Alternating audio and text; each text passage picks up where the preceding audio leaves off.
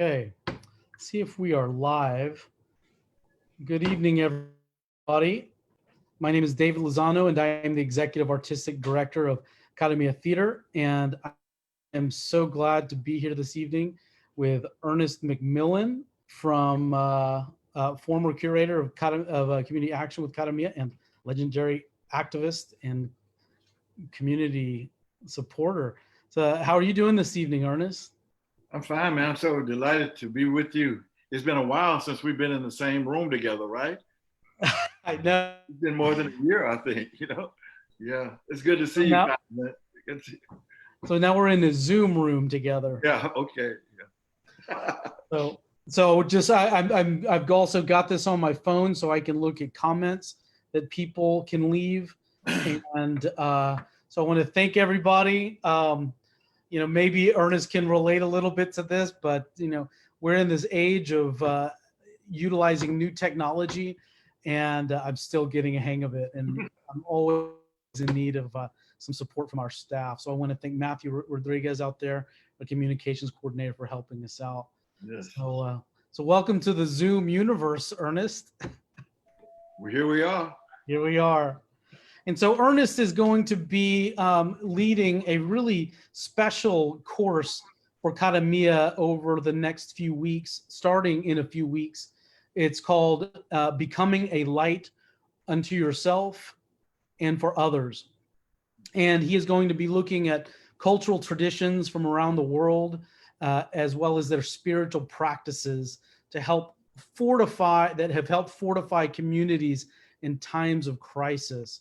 So Ernest is a real gem and an inspiration to so many people. So I just want to say we're so proud to present this course.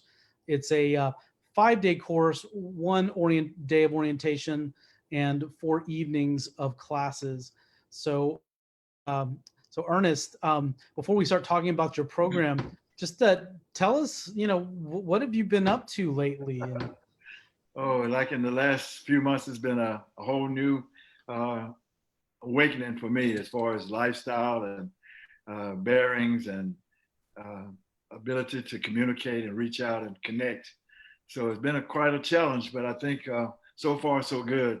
I feel really fortunate to be able to have a roof over my head, to be able to have employment, to have family that's healthy, and to have friends that are staying connected. So there's a lot of good happening at the same time, but it's been just strange new world, so to speak. So I go to work every day and fortunate to have a job. I'm a security officer at a national company. And so I'm able to go to work every day. My car is holding up, be able to get groceries every now and then. My family, most of my family lives here in Dallas. So we're able to see each other in safe ways. My mother just celebrated her 99th birthday. So that was quite a blessed day on May the 7th. She had a chance to, thanks to my sister organizing Zoom and Facebook and call in and so forth. She had a nice day from 11 in the morning to about 8:30 that night. And she was worn out, but it was joyful. We had planned like we should have a session with her grandchildren from like 11 to 12 and so forth. And then some people would come by and start singing, serenading her. And some people didn't get the memo, they would call in anyway. So she hung in there the whole while. And so it was a joyful day, and to see her light up and see her great grandchildren and able to communicate with her, it was just a beautiful day. So having that kind of experience was the highlight for us these last few days. I'm at home now, and I've been home for the last hour or so. It's good to be home and have a communication. I don't have to drive anywhere to talk with you. I got my shoes off. I got a glass of wine. I'm chilling out. So that's a blessed part of being here today with you. But every day has been kind of a new approach to how I think, how I move, how I relate. Has a small team of community people who work in a garden in our neighborhood. So just being able to maintain it, to plant summer crops, to work together and work out a plan for watering, to staying connected. That's been a challenge, but it's been beautiful to see how people respond and feel a sense of accountability, a sense of trust one another, And so the idea of community, even though it may be a half a dozen or a dozen people, it's still there. The seeds are being planted actually in the ground and in our hearts too by working together. So it's just been a delightful experience. I attend a church that we've been having online services. And those have been very relevant and timely, as well as inspiring, keeping people together. So there's a community there, community working in the garden, a community of family. And I have friends in Cuba and Africa able to communicate with. So we're apart, but there's still that spirit there, and communication is still strong. So I feel very fortunate for that. And I thank you for the opportunity to shake up some more stuff inside me and with others, because I got into a pattern where I come home, I read, I relax, I meditate, but now and step out to the garden every now and then. But what you called me to say, let's look at what's happening. What can we do today? That was a challenge, and it kind of struck me hard. And I feel really, I guess, inspired by you to say we have the resources, we have the space to bring people together, even though we have all these tremendous barriers and obstructions to us coming together. We can still do this. So it got my brain to shaking up and my heart stirred to say, let's figure out a way to do that. So I want to thank you, Cara for carrying on. We're not on the stage per se. We're not in front of a live audience per se, physically, but the spirit is there, and the effort and the goals and the purpose that you exist for are being carried out through this medium. So we're not going to stop. We're going to keep it going. That's right. No, that's exactly right. You know, Ernest and I started talking when just after the pandemic was announced, and so as the director of Cara Theater, I was asking myself, why should we even show up to work each day when our business is producing live theater, and there's not going to be live theater for a long time. And then it led to more questions, personal questions about, you know, how do I navigate this new space and these new challenges and these new conditions? And especially at that time, once the pandemic was announced, we didn't know a lot that we even know now. And so I felt like I was asking myself a lot about purpose and inner strength. And so I called Ernest McMillan, who's joining me this evening, and I asked Ernest, and Ernest is someone, I'm going to brag about you. I always have to brag about Ernest when I talk about him. And he tries to wave me off, but Ernest is someone that thinks about caring for other people, and caring about their basic needs. And so when you were talking about what you are grateful for, what you said you were grateful for, having a job, a roof over your head, food to eat, and a car that works, and a family that you can commune with. I've always known you to do your best to provide those things to other people. And I've always found that has led everything you do, and your actions follow that moral compass, if we call it that.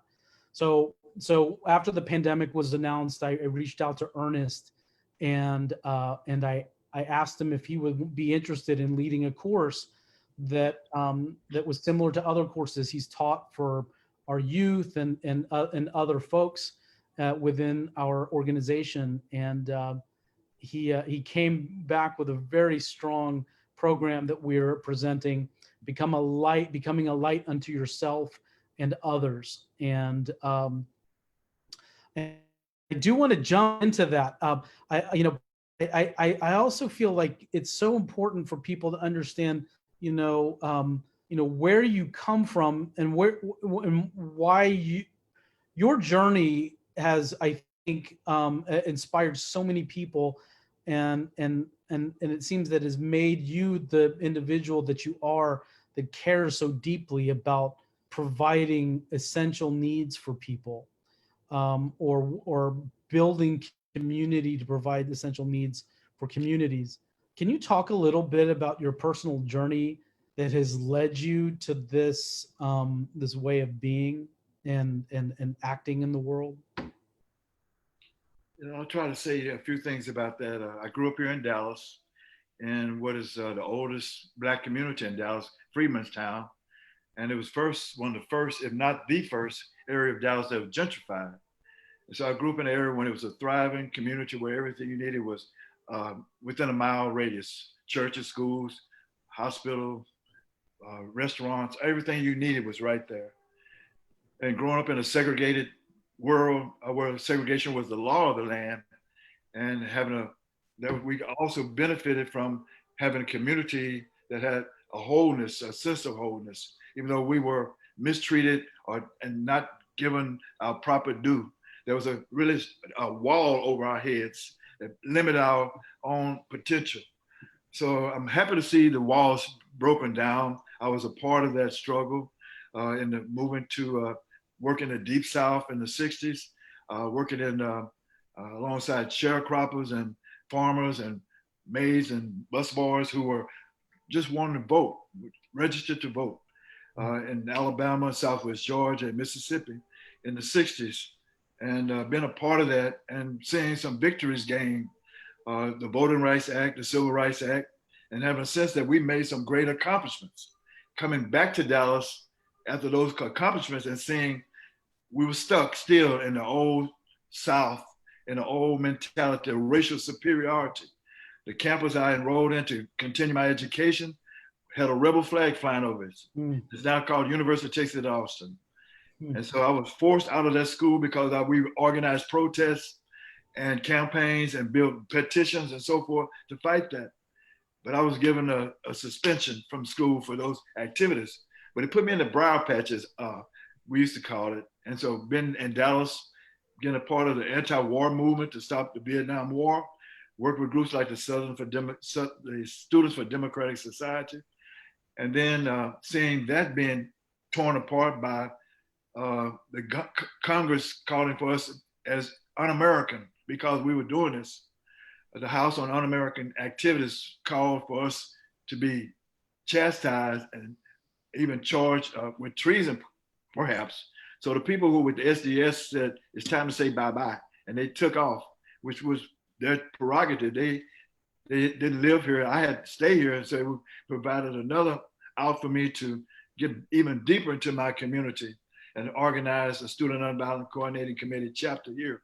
And that led to police encounters, division between people who want to see the status quo remain the status quo, and fear and so forth. But it was a young, strong movement of brothers and sisters, and even our allies like the Brown Berets coming together to say, it's a new day. And so being a part of that led to my being charged with some crimes, some political crimes. And when I made a decision to flee and not be in prison, and I was captured after 2 years on underground and brought back to Dallas in chains, went to prison, came out, and got back into it. I became a legislative aide for Ebenezer Johnson, who I managed to work with for a couple of years, and then got in the campaign of working with people like Albert Lipscomb, who ran for city council, Diane Ragsdale, people like that. And then saying there was so much stigma attached to the old days that I felt kind of hindered in many ways. So I decided, let me go somewhere else in the world and see if I can start fresh as a new person, just being myself, not having labels or tags attached to me. And so I threw a dart at a map, and it ended up in Houston. And so I went to Houston and worked there for about 25 years, working with the National Black United Front, Shape Community Center. And we built a young, powerful organization that still exists today that helps boys become men, responsible, caring, knowledgeable men, called the Fifth Ward Enrichment Program. So I'm happy to be co-founder of that and become the executive director, and then retire, come back to Dallas in 2007 and work with the Dallas Peace and Justice Center, the Human Rights Organization, and Witness for Peace, groups like that, and ran into you somehow though. And we got involved in, I think in 2014 and 15 with the School of Yes. And I was delighted to work with that powerful space where young people came together and made, to practice their skills, their art.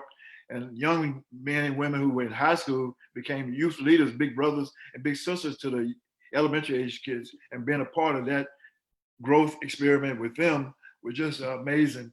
And so that led me to even continue to fight in many different ways. And so that's kind of where I am today, 2020, and I'm still here, still trying to figure out a way to carry the struggle forward in healthy ways and powerful ways and lasting ways. Well, absolutely. You've made such a big impact. You've made a big impact on my life. You made a big impact on our organization, Academia Theater. You know, when I think of Ernest McMillan, you founded the leadership program with the School of Yes, which was something that we did not have before with our summer camps. And it's a program that keeps going strong. And you founded the community action programs that have become an identity of Academia Theater as of now. And you could say that what we're doing right now is an extension of the community action programs. And so I want to just recognize, you know, what you bring and the ways that you touch people. And for those of you that are joining us for the first time, I'm speaking with Ernest McMillan, and we're having a Q&A about the upcoming online course that is integrating arts and culture with health and well-being. And Ernest is leading a 5-evening course, Becoming a Light Unto Yourself and for Others. And we are going to learn about his course this evening. If you have any questions, please make a comment in the comment section of this Facebook video. If you just want to say hello, just say hello. Say if you know Ernest or me, just say what's up, and we'll respond either during or after. We're going to reserve the last 10 minutes of this Q&A for some questions if there are any out there.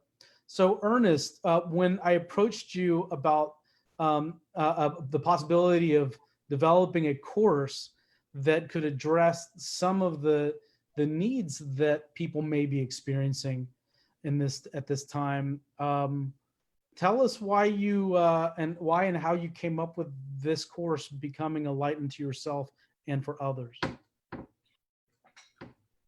Well, I'll tell you that basically I arrived to a certain point in my life through great teachers and with being able to meditate and reflect to come to a better understanding about myself and about my relationship with other people, and begin to see what some common denominators that transcend race, that transcend culture, that transcends nothing but being human.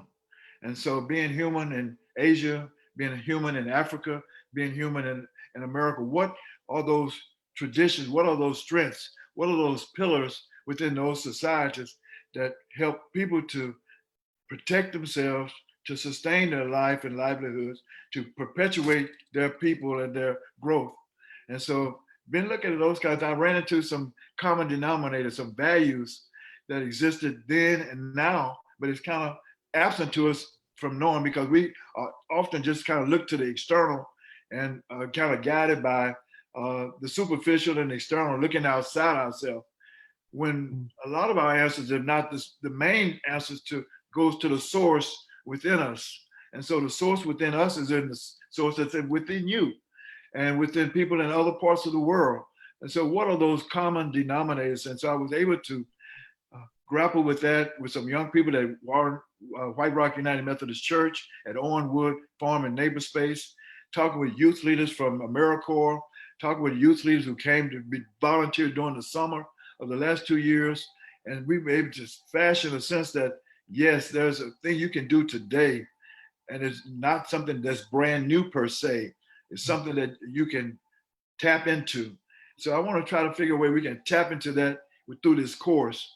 So I was very fortunate to be exposed and meet and link strong ties with some beautiful people who are going to be a part of this. So I'm happy to say we'll have 3 continents represented, African, Indigenous America, and Asian, to bring about some of those strengths and cultures, some of those sacred pillars that have guided those great people to live and to honor and to protect and to develop their own ways of living. So I'm looking forward to learning a lot more. I'm curious. I hope everybody who attends brings their curiosity with them, keep an open mind and see what they can take into themselves and reflect on and see what strikes a resonance within themselves and what may already trigger something that already is inside you that you can express in certain words. And so words come from slogans and so forth, but there's something behind those words and behind those words. And so we want to kind of peel those back and look and see what are the essential kinds of things that can really hold the people together, can really nurture young people and old and of all shapes and sizes to become a better human being. And what does being a human being, a better human being mean?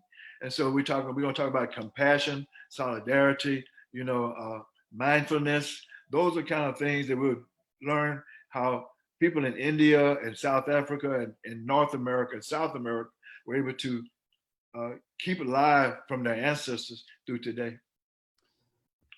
Can you talk about the structure of the course? It's a 5-evening course that will begin in a couple of weeks, starting on June 8th and go until the 18th. Be 5 evenings. Can you talk about the structure and who is going to be partnering with you? Yeah. So we'll have 5 different sessions.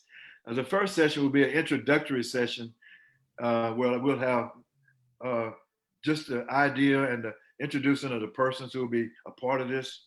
We'll talk about where we'll be going. We'll have some graphics to share with you so you can see some of the representation of different cultures. We'll have some music as well, but it'll be approximately 45 minutes long each session, where we'll have at least 15 minutes devoted to in participation in questions and answers. So each session is about an hour long with 15 to 20 minutes devoted to interaction with those who want to participate. After the second session will be led by our next presenter will be Poonam Desai. She is a remarkable woman who is from India. Her family is a Hindu people who grew up studying the texts and the scriptures of the Hindu, and she has come to America and continued to develop her craft to where today she is a therapist, a doctor of psychology or psychiatry. I'm not sure which one. I'll learn that too. But basically, she's now providing her skills and art and crafts to help young people and parents of students involved in DISD. So she works with DISD to help parents figure out a way to support their children during this crisis, and for young people to figure out how they can relate to this pandemic we're going through as well. So she's going to turn us on to resources that they have. So I hope parents who grappling with how they can deal with children at home all day and what kind of stresses they bring on the parents, as well as what the children are going through, she'll be able to share that. And not only that, but she'll talk about what this expression means of that one person recognizing the divine in the other. So she'll bring that home. So I think we're missing something. We see people without seeing ourselves and others. So she's going to help us relate to that principle of namaste, which is the divine in me salutes the divine in myself. So it's basically a beautiful course she's going to offer. That's an interesting wrinkle that I did not know that would be in this, and which is it's valuable to talk about. You were talking about how Poonam would not simply talk about the cultural and spiritual practices of her family's practices, but she's going to talk about how some of that wisdom can be applied to the practical living of people today. I think with all of the courses, we're going to find a sense of recognizing the true divine strength and sacredness of these cultural practices and these different ethnic groups or whatever you want to call them. And also, how does what they learn and ingrained in themselves is practice and can be effective tools for dealing with today. So I think she'll be one example of that. I'm expecting everyone to contribute to some real life, down to earth, true tactics, strategies, ways people can respond to what we're going through today in healthy ways. That's powerful. And so we're looking at a practical application of what, it sounds like you're talking about some universal truths that we're finding in these various cultures. Yeah. So what does compassion mean to someone who's a teacher, to a parent, to a child? So she'll break that down. Right. And we have about 5 minutes left. So if you can briefly just introduce the other panelists, and then maybe we'll have time for we do have a question. But let's just briefly hear the names and associations of the 3 other panelists. Now the second session will be spearheaded by Emilio Flores. He is a Chicano Coatecan. So he brings his life growing up in America with his cultural roots being in northern Mexico, part of an indigenous group of people called the Coatecan. And so he'll talk about, and he's a spiritual leader. He's a wise young man in his 40s who is really raising his children, and his wife are combined together to build a sacred space of it in his home. He built his home in Oak Cliff from scratch. He and his wife worked together, and they put together, and now it's really like a community center. They have a place where people can conduct sweat lodges, where they can have religious practice, where they can grow crops and have farming as well. So he'll be a part of the second session, talking about what it means to be alive today and be in solidarity with the earth, and how to practice learning from the earth and showing gratitude for Mother Earth. We'll also have Ms. Akwete Tayembe, who is a young, vibrant, can I say, a fierce woman. Yes. Work daily to educate and enlighten and bring spirit to our community through Pan-African culture. And so she has a bookstore, culture center, and it's like a little mecca. So off of Glendale in Oak Cliff, in the Glendale Shopping Center, and she's struggling with being a businesswoman today in this day's world, and how people may not be able to recover. So how people who are who are working, or who have gigs, or who have businesses, how she'll speak to, I'm sure she'll speak to the economic part of that. So we are community still. How can community support one another through not just the spiritual, but the economic and the political and the social as well? She'll bring about that kind of understanding, I'm sure. And the last but not least person would be Dr. Ruben Habito. Dr. Habito is from the Philippines. He grew up there and went to Japan and lived many of his years in Japan. He's now in Dallas, thank God. And he's a part of the faculty at SMU in the School of Perkins Theological School.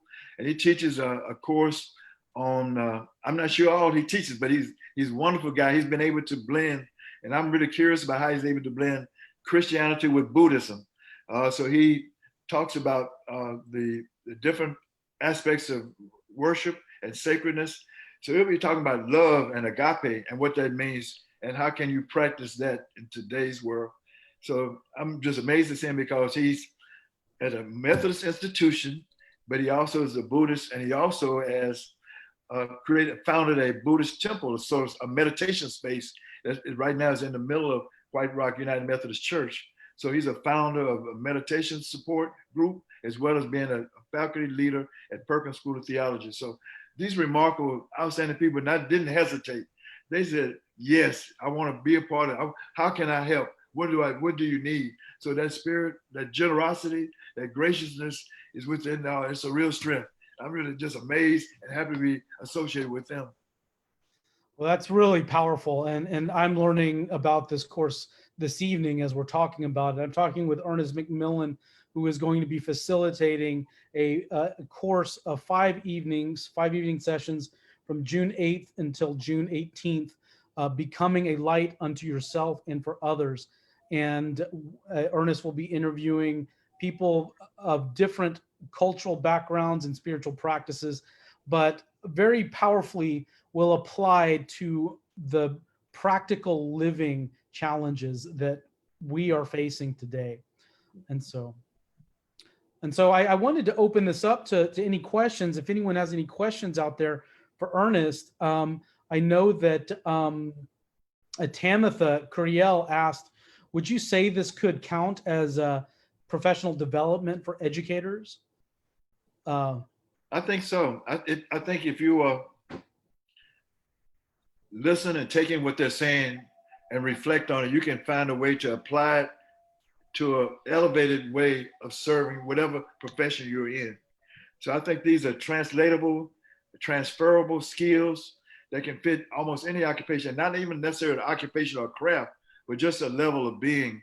If you're a teenager or a high school student or younger perhaps, or if you're a grandparent like myself, or if you're unemployed or whatever, there are so many outlets, so many tangents, so many ways to relate to this beautiful sense of compassion and solidarity, of uplifting human, being a true human being, and embracing even the unknown, and relaxing in even an uncertainty. So just having a calmness, the mindfulness, and the way to perceive here and now, I think can apply to anyone. So I think I wouldn't put it as a certificate, sign my name on it, but I think it may not get you a credit, but it will get you a life boost and a life skill to carry on in whatever way you want to pursue. Mm-hmm. Well, I think it's a really good question, and I think that some learning institutions are really open to what your professional development will be. But as we've been discussing this evening, I think there's real practical applications that can be implemented. So we have another question here: is how much are the classes? Well, we have a pricing scale that we're calling justice pricing, that allows anyone who is interested to take this course. There will be a price level for them. And if those levels seem to be too difficult for one to spend on this program, just reach out to Academia at info@academiatheater.org, and we will make sure that you will have an opportunity to take this course. So everyone will have the opportunity. I know that we have the whole course is made available for $125, and the justice pricing is at $75 and at another level of $50. Again, if you want to take the entire course and that is not possible, just reach out to us at info@academiatheater.org or direct message us, and we will reserve a space for you. We want you to be able to take this course, and if necessary, we encourage people to take the entire course of 5 sessions. However, we have made each of the classes available, and each class is scaled at the full price of $30 per class, but justice pricing at $20 and $10. So if you are interested in any of those scenarios, please go online. And again, if that is not possible, please reach out to us and we will make this possible for you. If I have a question. Sure. I want to find, is there a mechanism or a way you've instilled into the course where we can learn from the participants? Is there some kind of way we can find out from them what works, what doesn't work, so we can figure a way to improve or throw out stuff or whatever? Can we learn from them? That's a good question. We do have a very basic universal evaluation that we're applying to all of the courses so that we can improve what we're doing. This is the first time that Academia is doing an online class for all ages, really, integrating arts and health. And this is a program that Ernest is developing, over the next few weeks. So all feedback will help us the next time that we go out and do this. So absolutely, we will be evaluating, and we'll be making, when we make these evaluations, we'll ask for input for additional questions that will be open-ended as well. Tamitha has another question. Will there be interaction between participants, and will there be work to do outside of the sessions? I'm not sure about the technical part of interaction. That's going to be the director and the monitor managing that.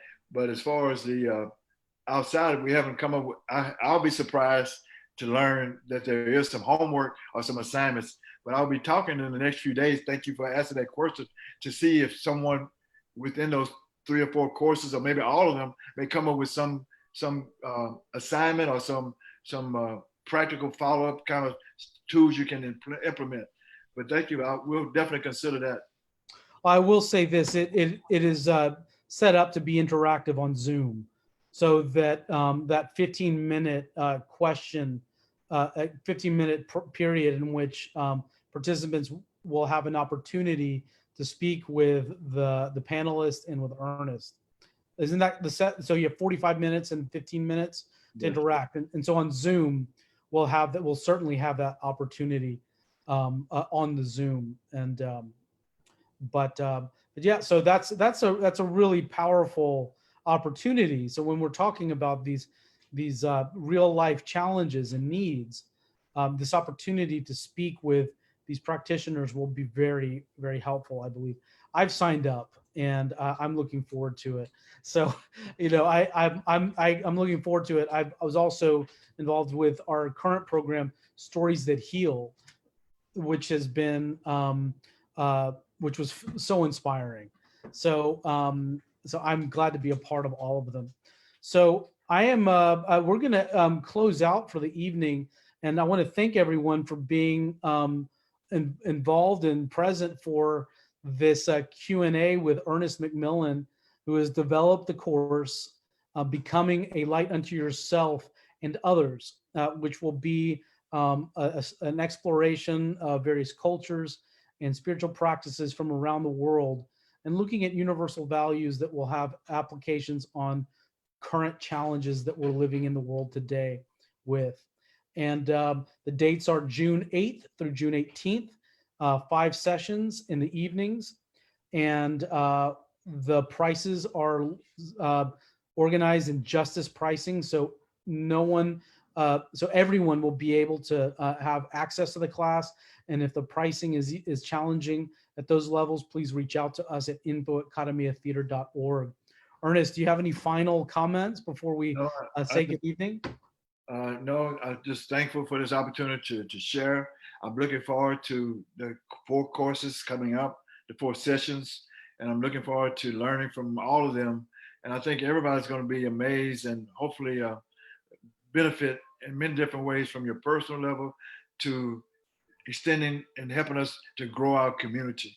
So I think this is going to be a powerful way for personal growth and community growth simultaneously. Okay, well, thank you so much, Ernest, and I appreciate your generosity and passion and expertise in developing this course. Thank you, bro. Appreciate it. Thank you. All right, good night, everyone. Please feel free to ask any more questions or make any comments, and we will get right back to you, and email us at info@kadamiatheater.org, or go to kadamiatheater.org to learn more about this course. Thank you so much, and have a great evening. Bye-bye. Good night, Ernest. Good night. Take care.